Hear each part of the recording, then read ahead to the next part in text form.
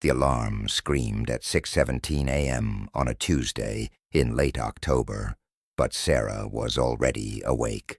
Her hand had already snaked out from under the warm comforter, finding her phone in the dark Brooklyn bedroom before the first ring even finished. The blue light was a cold slap. It was Tuesday, October 28th, 2025. She didn't check the weather. She didn't look at her messages.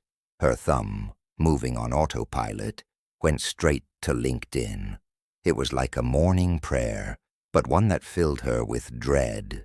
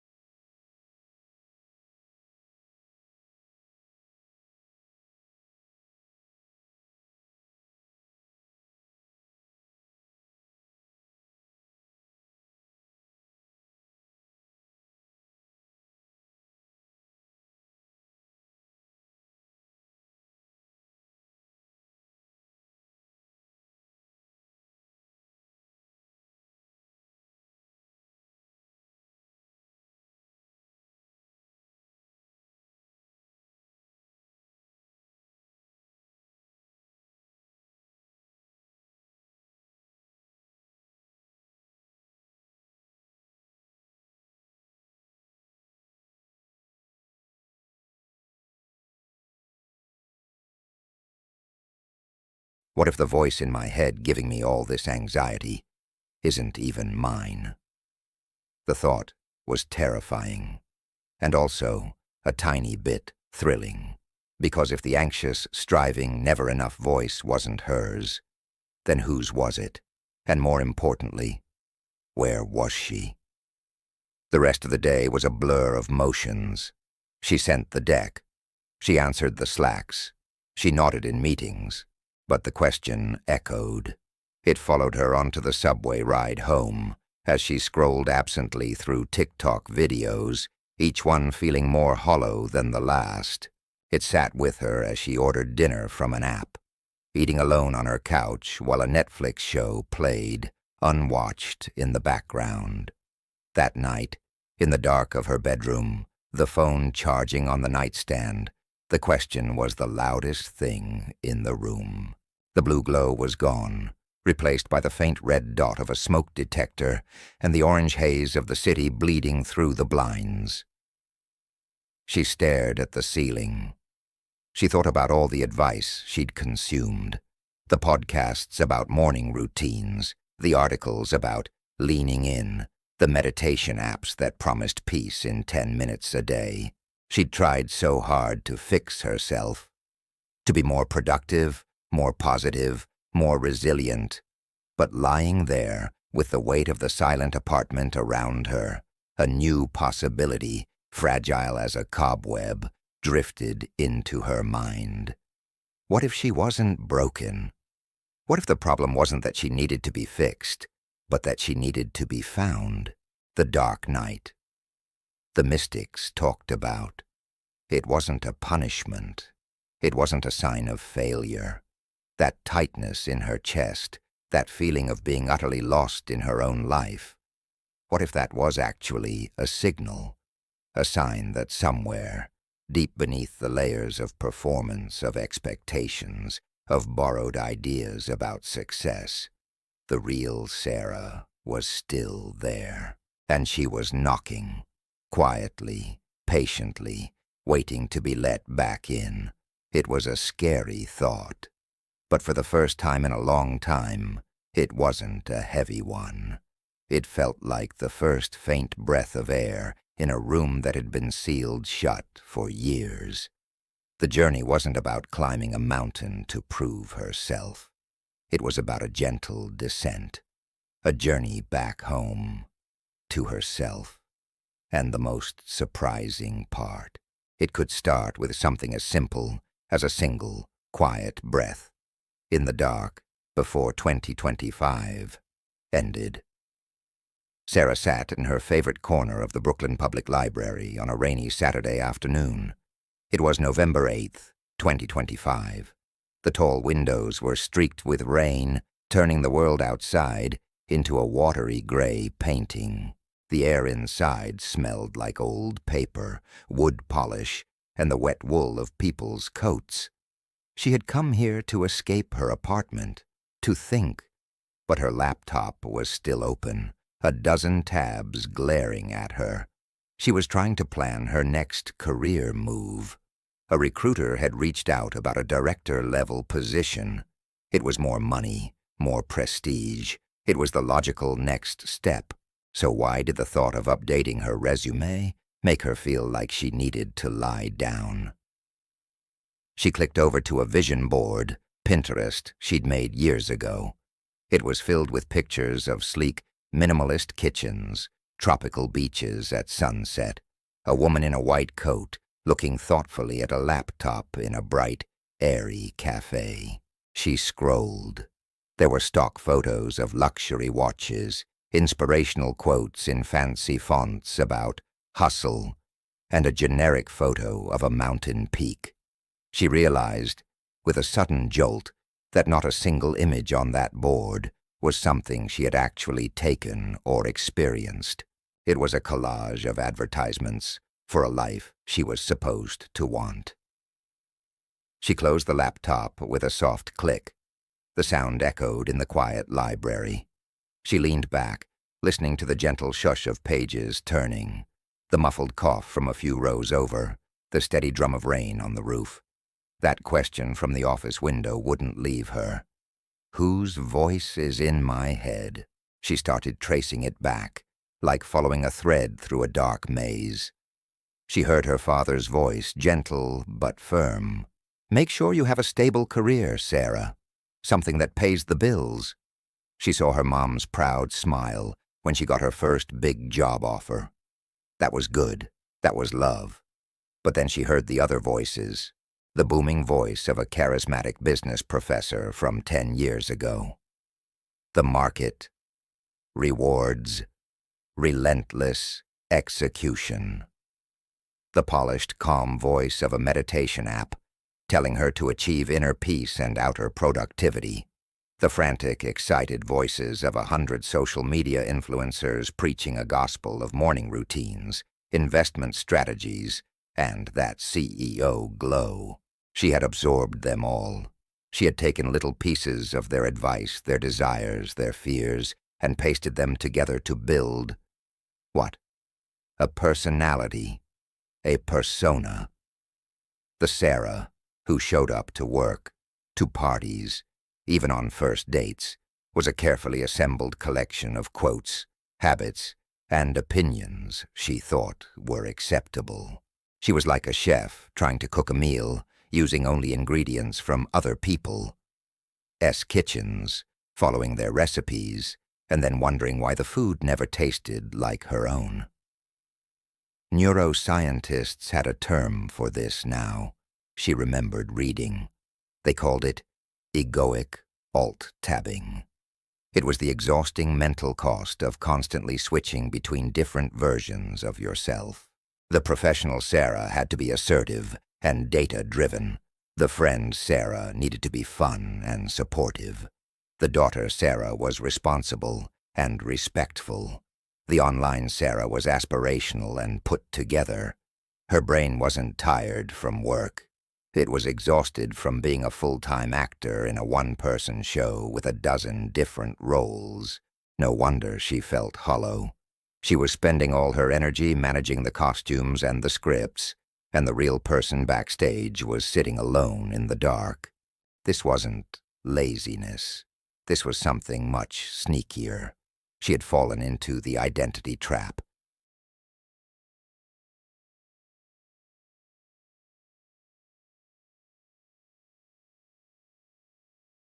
She thought of a story a friend had told her in confidence about a guy they both knew named Mark. Mark had been a superstar at one of the big tech companies in San Francisco. Everyone wanted to be Mark. And then, at the peak of his success, he quietly checked himself into a 2-week retreat.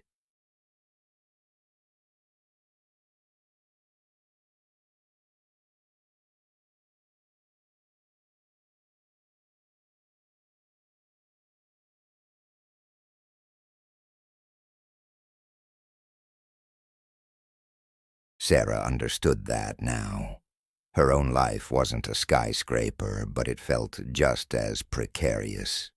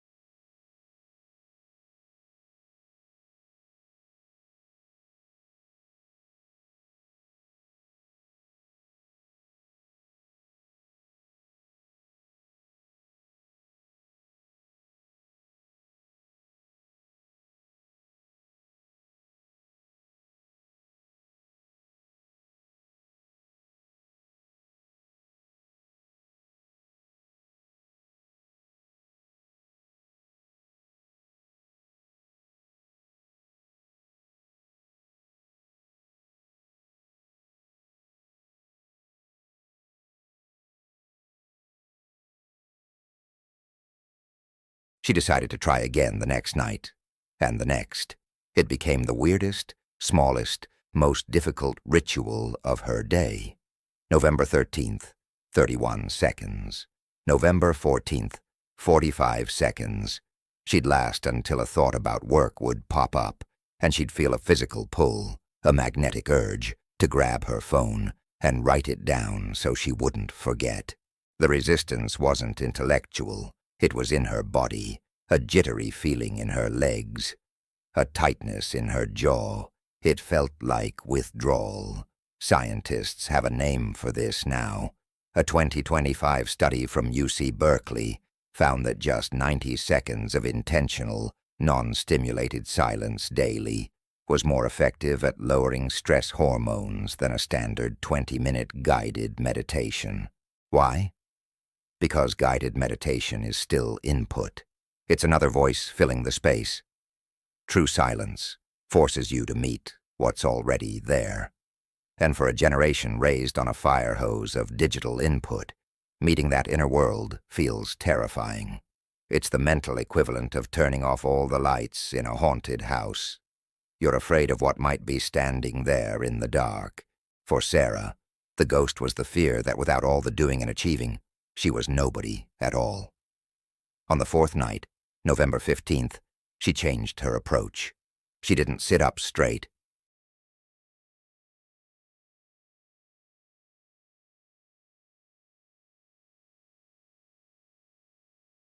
Her mind did its usual dance.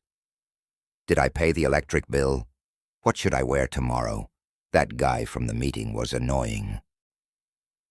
But instead of fighting the thoughts, she just said softly in her mind, "There's a thought about a bill. There's a planning thought." It was like watching clouds pass in the sky. She didn't have to jump on every cloud and ride it.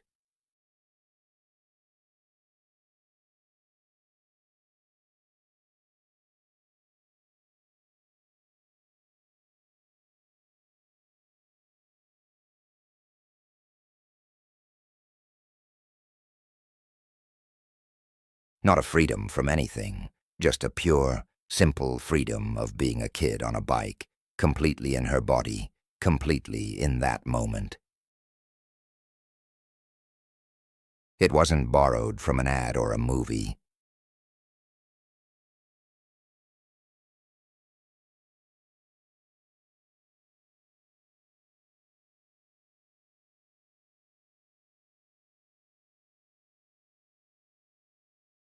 This was the first break. Not a breakdown, but a breakthrough. Microscopic, insignificant to the outside world. But for Sarah, it was a revelation. She had connected to a part of herself that existed before the LinkedIn profile, before the performance reviews, before the shoulds. But for the first time, she didn't feel small in comparison to it. She felt separate from it, in a peaceful way. She was the one watching the glittering city, not just a cog within its machine. This moment, right here, is where 95% of people quit. The boredom, the itch, the awkwardness, the voice that says, "This is stupid. It's too much." They go back to scrolling, to numbing out, to managing the symptoms instead of exploring the source. Her willingness to be uncomfortable for 90 seconds, to simply witness her own mind without trying to change it, meant she was in the 5% now. This wasn't about adding another self-improvement task. This was the first real, authentic thing she had done for herself all year. It wasn't done for a resume, for a photo, for a story to tell at a party. It was an act of remembrance. She went back to bed. The room felt different.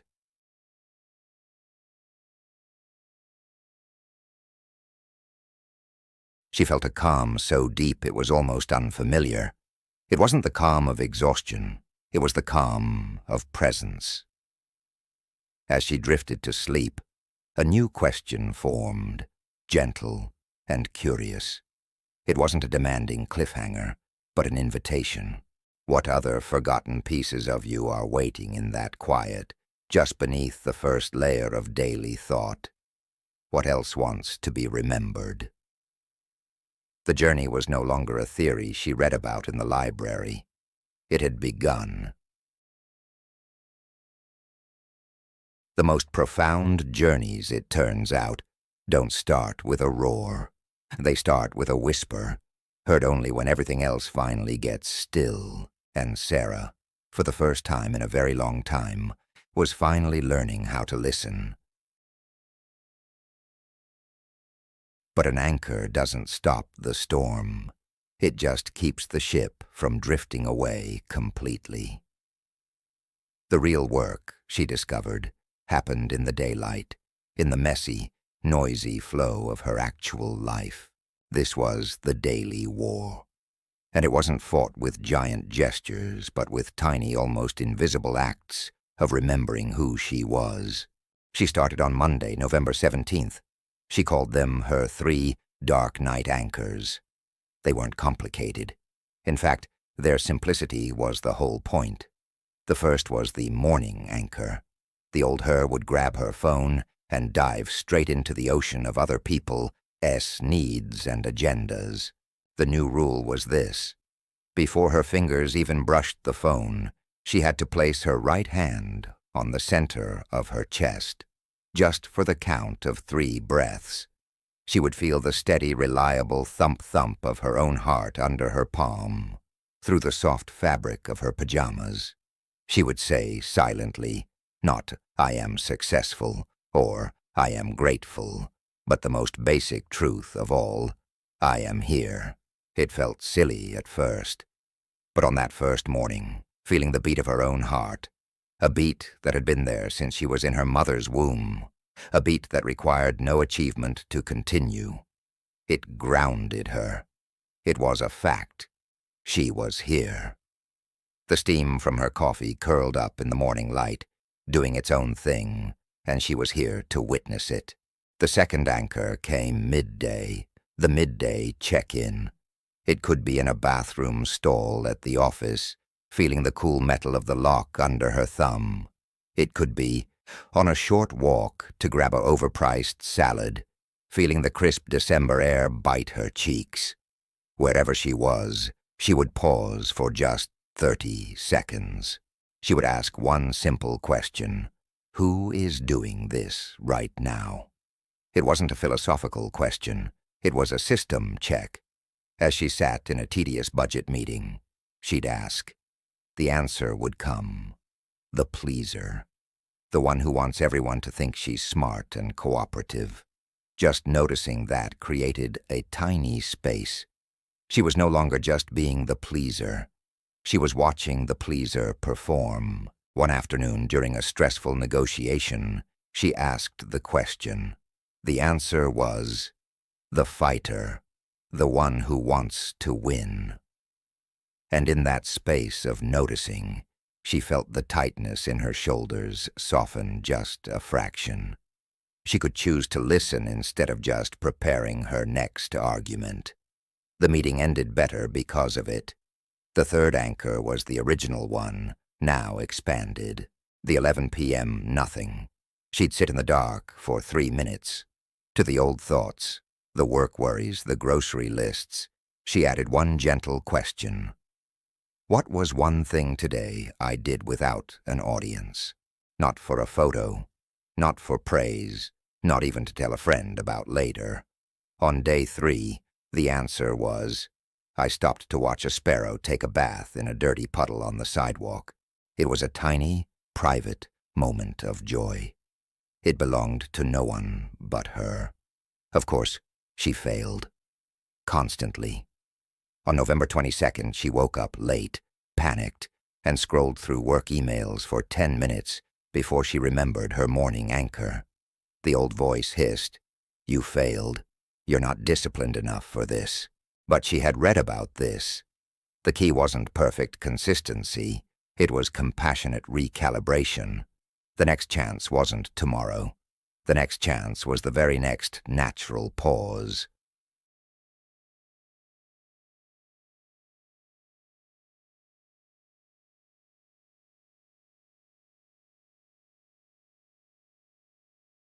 It counted. She started keeping a different kind of log. Not of tasks completed, but of words she noticed inside her head. She didn't try to change them, just to notice their traces. She drew a simple graph in a notebook. On one side, she listed performative words she used to live by. Crush it, grind, hustle, vibe, synergy, optimize. On the other, simple sensory words.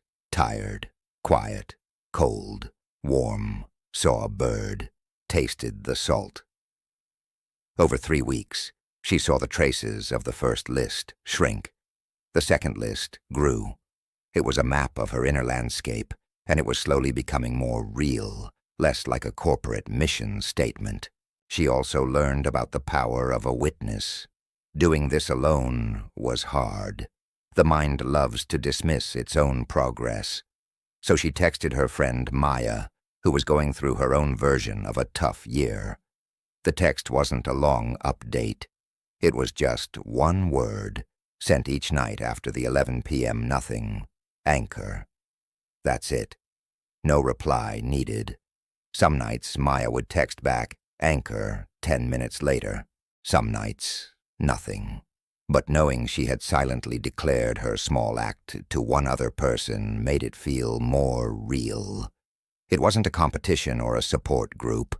It was a quiet pact of presence between two people fighting their own daily wars. They were reminding each other with a single word that they weren't alone in the dark. The visual change wasn't in her wardrobe or her apartment. It was in her face. One Friday in early December, she was waiting in line at her favorite coffee cart. The man ahead of her was berating the barista for getting his oat milk latte wrong. Sarah watched the barista's face fall. The old Sarah would have looked away, uncomfortable, just wanting her coffee. But the new Sarah, the one who had been practicing noticing, felt a surge of warmth in her chest. When it was her turn, she smiled at the young woman and said, "Rough morning?" The barista's eyes widened, then softened. "You have no idea.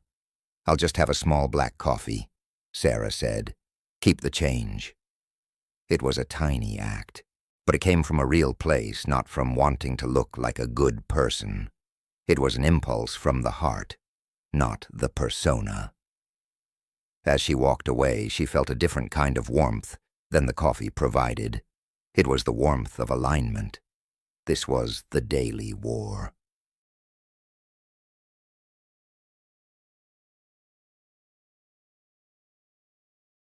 To pull it back, again and again from the screaming world of should, and into the quiet, sensory world of is. The steam from the cup, the chill in the air, the beat of her own heart, the sound of her own breath, unedited. It wasn't always peaceful. Some days the noise was too loud. Some days the 11 p.m. nothing felt like a chore. But the anchors held. They were simple, portable, and hers. They worked not because they were magical, but because they were true. They connected her to the physical reality of her existence, moment by moment. As the days turned into weeks, a strange thing began to happen. The space that opened up in those small moments, the space between "I am here" and the reaction to the world, began to grow. It was in that space that choice lived. The choice to not snap at a colleague. The choice to go for a walk instead of doom-scrolling. The choice to listen, really listen, to a friend. The final anchor, she realized, wasn't on a schedule. It was the cumulative effect of all these tiny returns. It was a feeling that slowly grew in the background of her life, like the dawn light gradually filling a room. It was the feeling that she was no longer a ghost in her own life. She was becoming its occupant, and as 2025 began to wane, she started to wonder what would happen in that space, now that it was no longer filled with borrowed noise. What ancient, quiet part of her was finally waking up, ready to be met.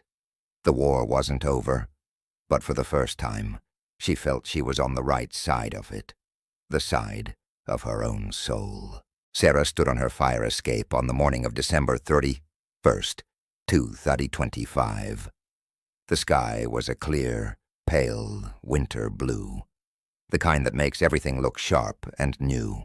She held a chipped, ceramic mug of coffee in both hands, feeling its heat seep into her palms. The air was so cold, it made her lungs feel crisp. Down below, the city was waking up slowly, quietly, for the last day of the year. She could hear the distant, cheerful clang of a garbage truck, a dog barking in the distance, the faint sound of someone practicing a saxophone in another building. She took a slow sip of coffee. It tasted rich, bitter, and perfect. For the first time in a long time, she was tasting it, not drinking it while thinking of 10 other things, just tasting it. The change in her life wasn't dramatic. She hadn't quit her job, moved to Bali, or launched a podcast. Her LinkedIn profile was basically the same. Her apartment was still small, but inside, the landscape was completely different. It was like the difference between living in a house made of glass, always visible, always performative, and living in a house made of solid wood. It was quieter, warmer, and real. She went back inside. On her kitchen windowsill was a small green spider plant in a terracotta pot. She'd bought it on a whim in early December. She watered it when the soil felt dry under her fingertips. It was thriving, putting out little white shoots. This small living thing was her tangible victory, not a promotion, but proof she could nurture something without an agenda. She gently touched one of its leaves, feeling its waxy, resilient surface. The ripple effects of her inner shift were subtle, but everywhere, because she wasn't spending all her energy managing her brand. She had what researchers now called cognitive surplus. She had attention to spare.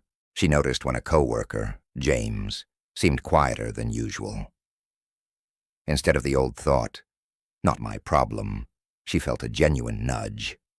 She stopped by his desk. "Hey, you okay? You seem a bit off."